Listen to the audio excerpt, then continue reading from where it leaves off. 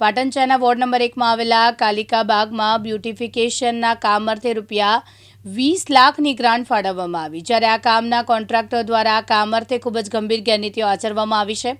તેવા આક્ષેપ કરતા પાટણ શહેર મહામંત્રી સંયમ સ્વાલીએ જણાવ્યું કે કોન્ટ્રાક્ટર દ્વારા પાટણ શહેરમાં પાલિકાના કાલિકા બાગના રિનોવેશન અને બ્યુટિફિકેશનની કામગીરી પોતે ના કરી આ કામગીરી સબલેટ અર્થે કોન્ટ્રાક્ટરને આપવામાં આવી, જેને કાલિકા બગીચાની અંદર બનેલ અંડરગ્રાઉન્ડની ટાંકીમાં 50% માટી ભેળવી ટાંકી બનાવી છે। 10,000 લીટરની અંડરગ્રાઉન્ડ ટાંકીમાં વપરાયેલ મટીરિયલ ટેન્ડરની શરતો પ્રમાણે વાપરેલ નથી અને ટેન્ડરની શરતો પ્રમાણે હયાત જૂની દિવાલ આખી તોડી પાયામાંથી 1.5 ફૂટ પાયો ખોદી નવી દિવાલ બનાવવાની હતી, પણ કોન્ટ્રાક્ટર દ્વારા જૂની દિવાલ ઉપર પાયો લવાઈને પિલ્લર પર કમ્પાઉન્ડ વોલ બનાવવામાં આવી છે અને કમ્પાઉન્ડ વોલ ઉપર લગાવવામાં આવેલ લોખંડની ગ્રીલ પર નક્કી કરેલ ડિઝાઇન પ્રમાણે લગાવવામાં આવી નથી, જેના કારણે હજી સુધી આ કાલિકા બગીચાની પૂરેપૂરી કમ્પાઉન્ડ વોલની કામગીરી આ કોન્ટ્રાક્ટર દ્વારા પૂરી કરવામાં આવી નથી, જ્યારે સમગ્ર કામની અવધિ 9 માસ એટલે કે તારીખ 25/9/2023 સુધીમાં સમગ્ર બગીચાની કામગીરી પૂર્ણ કરવાની હોવા છતાં કામગીરી હજુ તારીખ 22/3/2025 થઈ હોવા છતાં અધૂરી રહી ગઈ છે।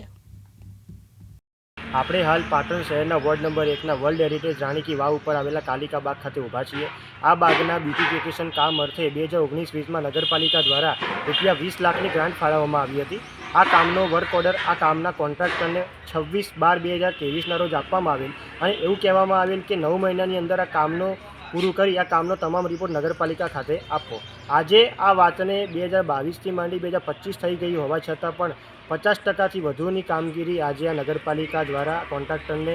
લાલિયાવાડી રાખવાના કારણે આજે કામગીરી અધૂરી રહી ગઈ છે। આમાં જે નગરપાલિકા દ્વારા કામગીરી કરવામાં આવી છે એ એસ્ટિમેટ પ્રમાણે કામગીરી કરવામાં આવી નથી, નક્કી કરેલ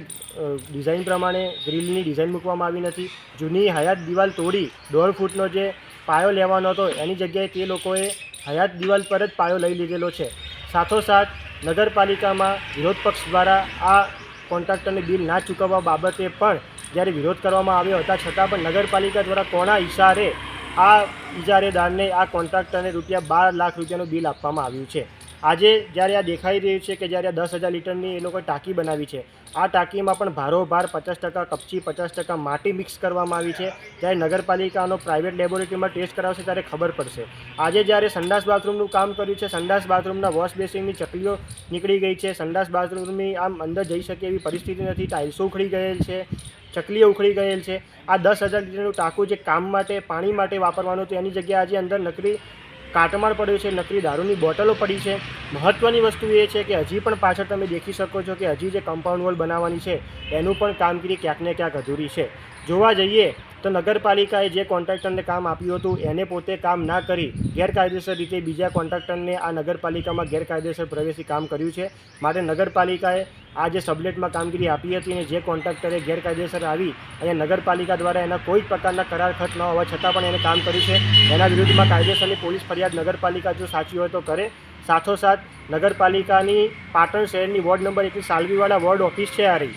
અહીંયા નગરપાલિકાના સાલવીવાડા વોર્ડ ઓફિસના નગરપાલિકાના પ્રતિનિધિઓ બેસે છે જે નગરપાલિકામાં કામ કરે છે, છતાં પણ એ લોકો પણ ધ્યાન નથી રાખી શકતા કે અહીંયા અસામાજિક તત્વોનો અડ્ડો બની ગયો છે, અહીંયા લોકો વસ્તુઓ ચોરી જાય છે, અસામાજિક તત્વોનો અડ્ડો છે, માટે આજે આ 20 લાખ રૂપિયા ક્યાંક ને ક્યાંક નગરપાલિકાએ ધૂળ ખાઈ લીધેલા છે। જેવી રીતે આપણા પૂર્વ મુખ્યમંત્રી અને પાટણના પૂર્વ ધારાસભ્ય આનંદીબેન પટેલે જે તે સમયે ગુંગળીનું એક નવીનીકરણ કર્યું હતું, પાટણનું મેળું જે ઘરેણું બનાવ્યું હતું, એવી જ કંઈક હાલત આ માટે પણ કરી હતી કે આ નગરપાલિકાને 3 કરોડના ખર્ચે આ બગીચો બનાવવા માટે જે તે સમયે ગ્રાન્ટ ફાળવી હતી, પણ આજે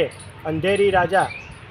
અને ગાંડુ રાજા એવું કર્યું છે આ લોકોએ અને આજે તમે આ બગીચાની હાલત દેખી શકો છો। માટે નગરપાલિકાના નવીન ચીફ ઓફિસર સાહેબ શ્રી અલ્પેશભાઈ પટેલ સાહેબને માંગ છે કે તાત્કાલિક આ નગરપાલિકાનું અધૂરું રહી ગયેલ કામ પૂરું કરવામાં આવે, કોઈની લાલિયાવાડી ચલાવી લેવામાં આવે નહીં। જો આ કોન્ટ્રાક્ટરે કામ ના કરવું હોય તો તેની પાસેથી નોટિસ લઈ કામગીરી પરત લઈ લેવામાં આવે, પણ મહેરબાની કરીને આટલી સારી વસ્તુ રાણીકી વાવ રોડ ઉપર આવેલી સારી વસ્તુને આવી રીતે તમે ખરાબ ના કરી મૂકશો એવી 2 હાથ જોડીને અહીંયાના રહીશો વતી વિનંતી કરું છું અને તાત્કાલિક આ કામગીરી પૂરી કરવામાં આવે। આપનું નામ અને પરિચય? સ્વયં સાલવી, આમ આદમી પાર્ટી પ્રદેશ સોશિયલ મીડિયા સહમંત્રી।